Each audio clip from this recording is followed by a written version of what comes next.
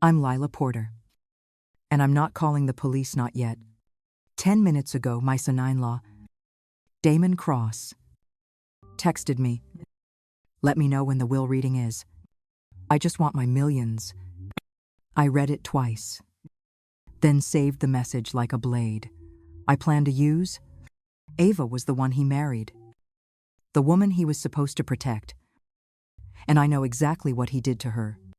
I spent decades transcribing other people's lies in courtrooms, catching every syllable they wish they hadn't said. Words are evidence if you make them public. So no.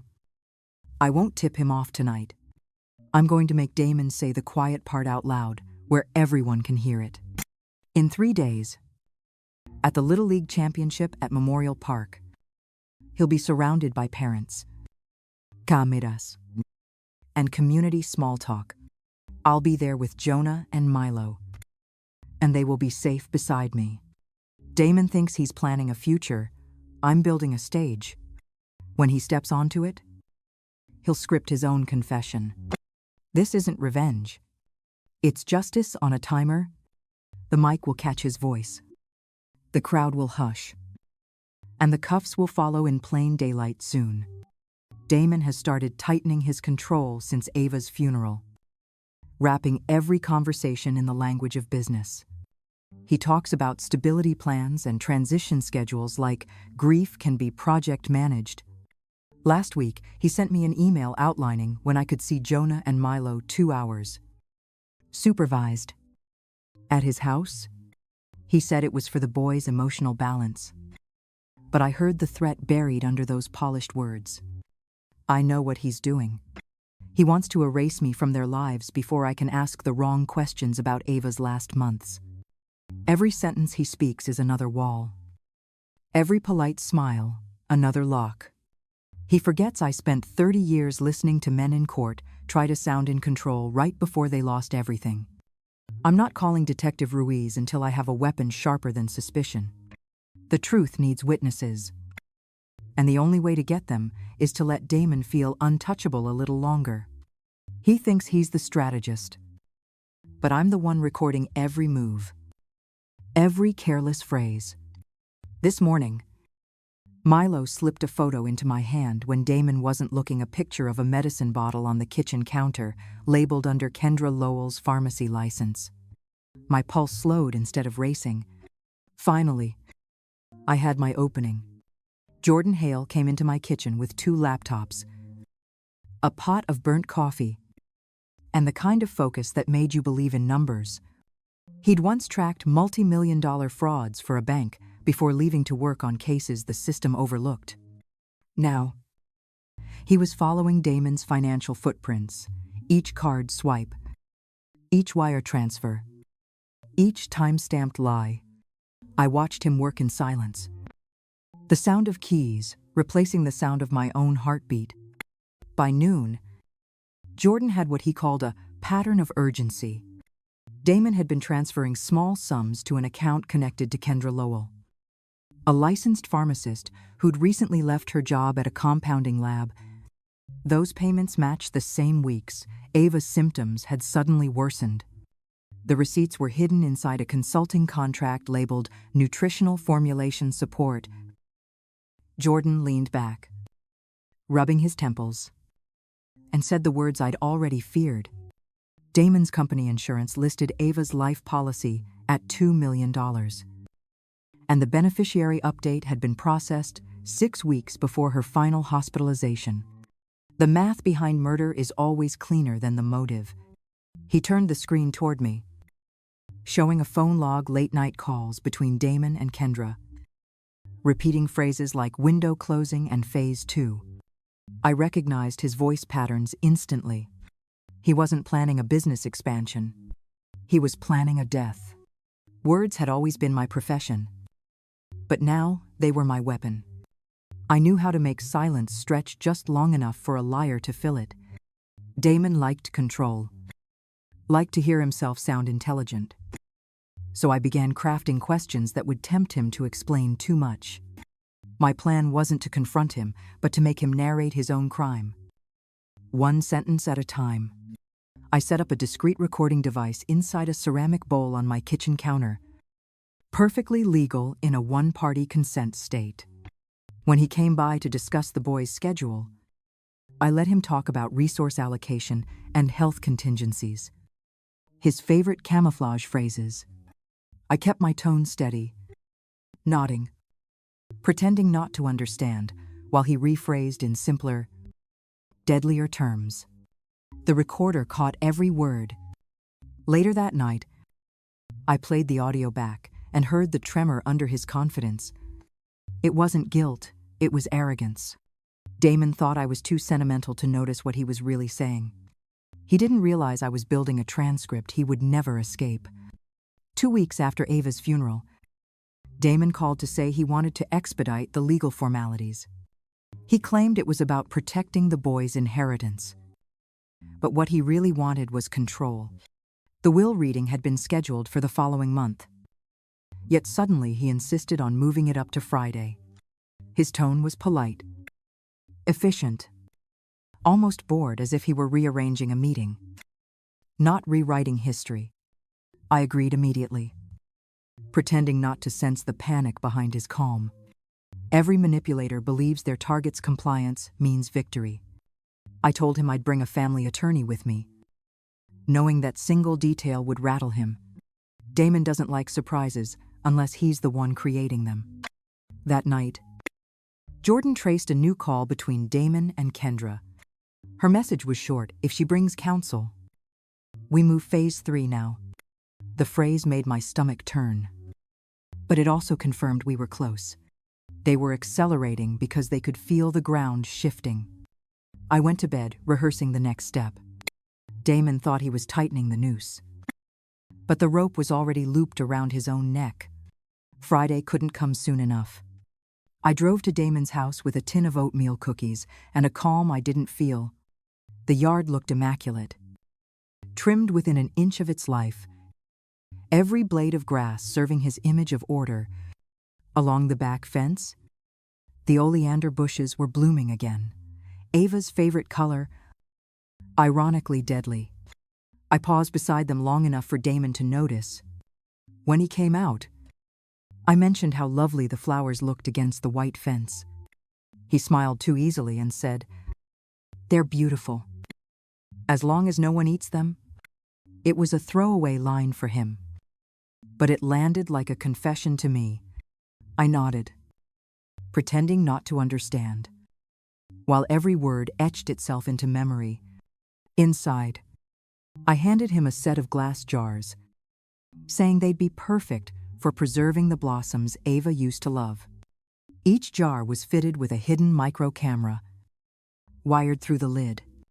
Damon thanked me with that managerial politeness he mistook for charm. He didn't ask why my hands didn't shake. As I left, I saw his shadow through the kitchen window, moving toward the counter where Kendra's medication bottles sat. The lens blinked once under the light before going still. For the first time, I felt control shift in my favor. By the following week, Jordan had traced a new string of payments, small, unremarkable transfers moving through a crypto wallet Damon thought was invisible.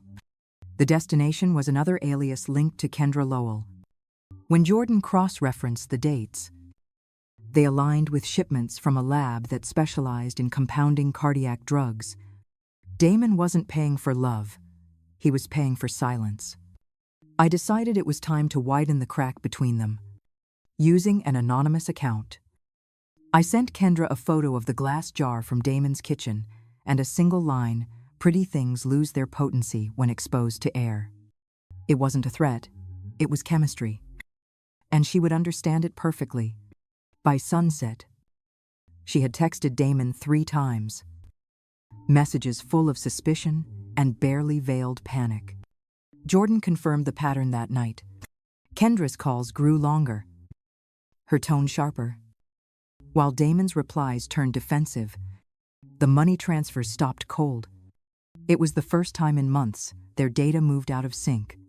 They were unraveling, and all I had to do was let gravity finish the job. When Jordan told me the Little League Championship was scheduled for Saturday, The timing felt like fate. Damon would show up to play the grieving father. Kendra would come to keep him steady. Neither would leave as free people. Saturday arrived with the kind of bright, perfect weather that made the world look cleaner than it deserved. The stands at Memorial Park were full families in folding chairs, kids in uniforms, the sound of metal bats echoing under the sun. Damon stood near the dugout in a pressed shirt, shaking hands, smiling too wide. He looked like a man auditioning for fatherhood. I took a seat 2 rows back, close enough for my recorder to catch every word. Kendra hovered beside the concession stand, her hair pulled tight, her sunglasses hiding eyes that never stopped scanning. When she finally spotted me, she smiled like we were acquaintances at a school fundraiser.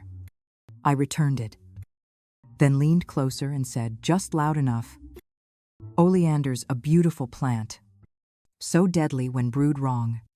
Her smile cracked for half a second before she turned away to buy sodas. That was all the confirmation I needed. Across the field, Detective Ruiz's team was already in place, blending into the crowd like parents waiting for a snack run. Damon's phone buzzed, and he barked into it, careless, under the noise.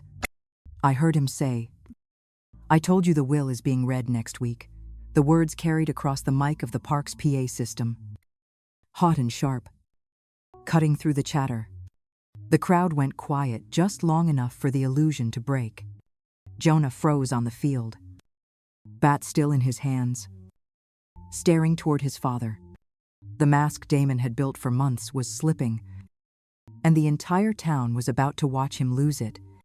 When the shouting started near the bleachers, Jonah ran toward me, clutching something small in his hand. It was a memory card, still warm from being in Damon's pocket, the lanyard torn as if ripped free in panic. My stomach tightened as I slid it into Jordan's spare recorder. A man's voice filled the earbuds, Damon's voice, rehearsing statements for when Ava's illness reaches phase 2. He was practicing his grief, perfecting the tone of a widower who deserved sympathy. The file metadata showed the same week Ava's vitals had crashed without explanation. Every word was clean, deliberate, and deadly. Detective Ruiz listened beside me, his jaw tightening with each second that played. But he shook his head. Without an explicit confession, it was still circumstantial. I knew we needed one more push. One moment where Damon named his own crime, so I walked back toward him. My phone recording, the stadium microphone still hot from his earlier outburst. I repeated the phrase he'd once used on a call with Kendra. The window's closing. Damon, the main obstacle needs to move this week. Reflex made him answer. He said, loud enough for everyone to hear. I only meant Ava. Her suffering was almost over.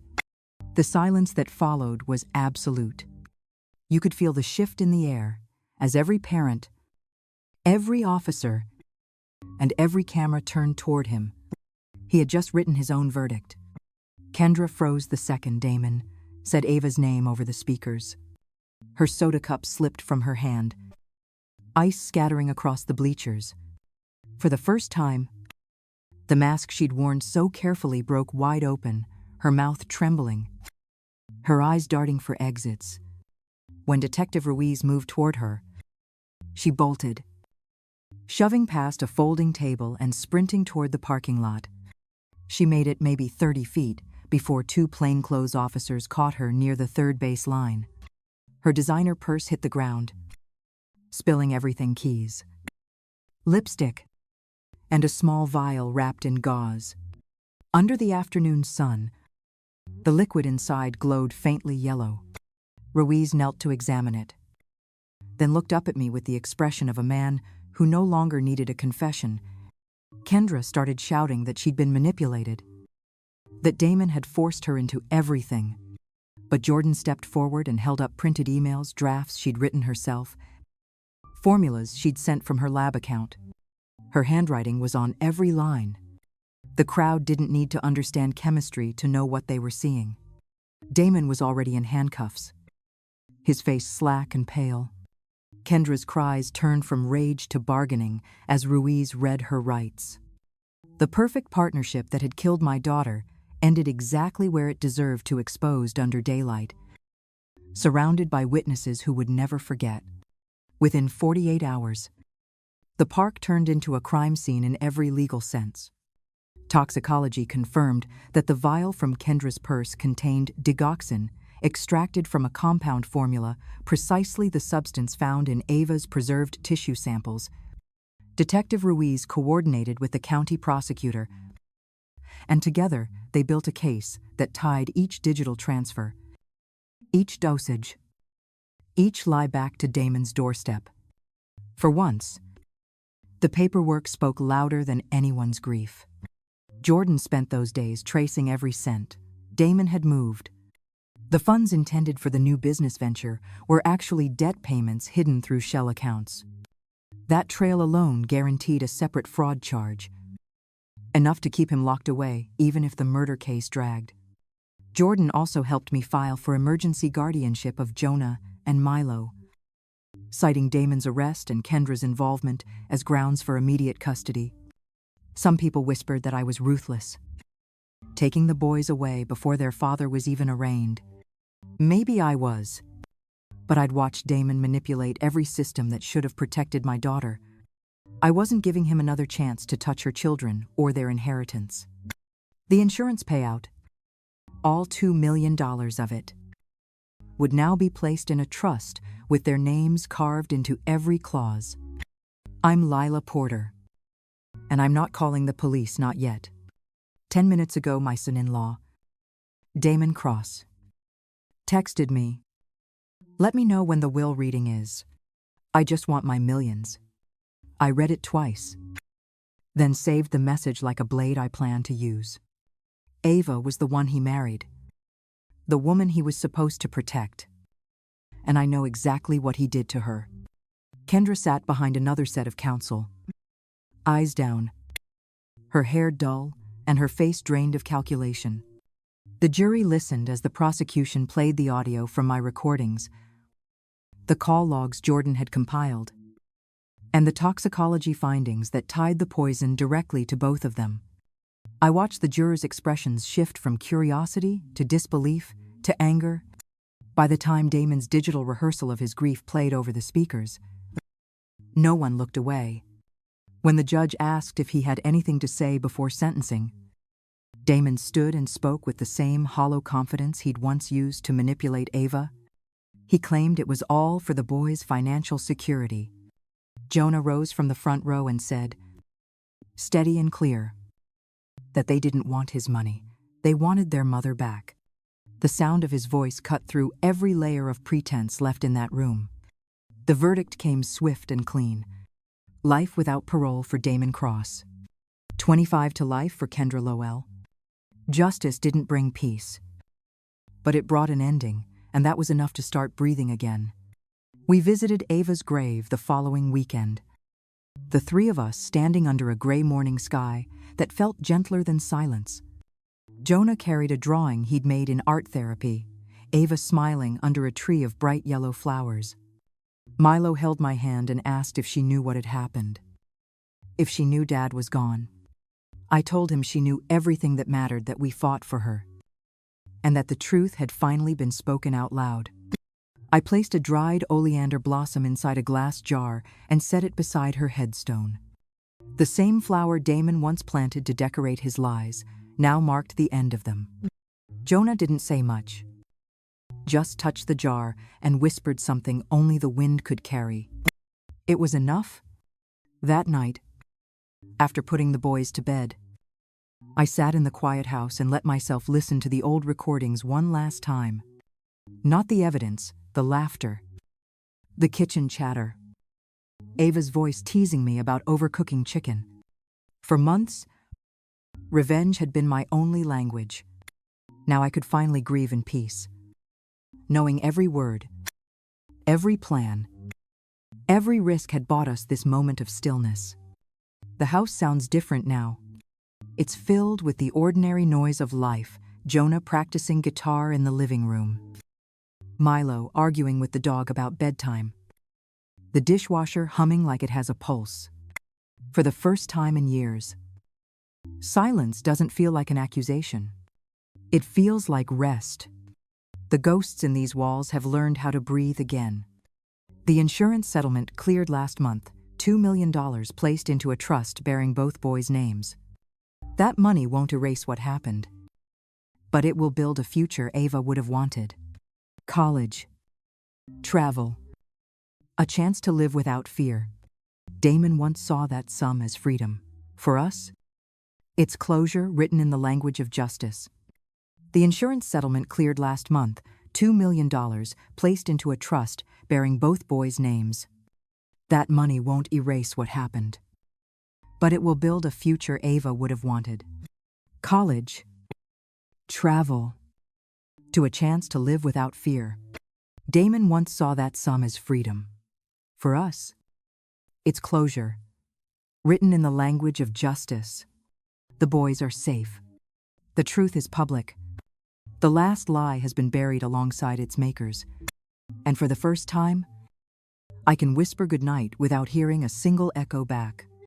Thank you for watching until the very end. If this story spoke to you, please subscribe so you never miss what comes next. And if you carry a story of your own, I invite you to share it in the comments. Your voice matters here. Always.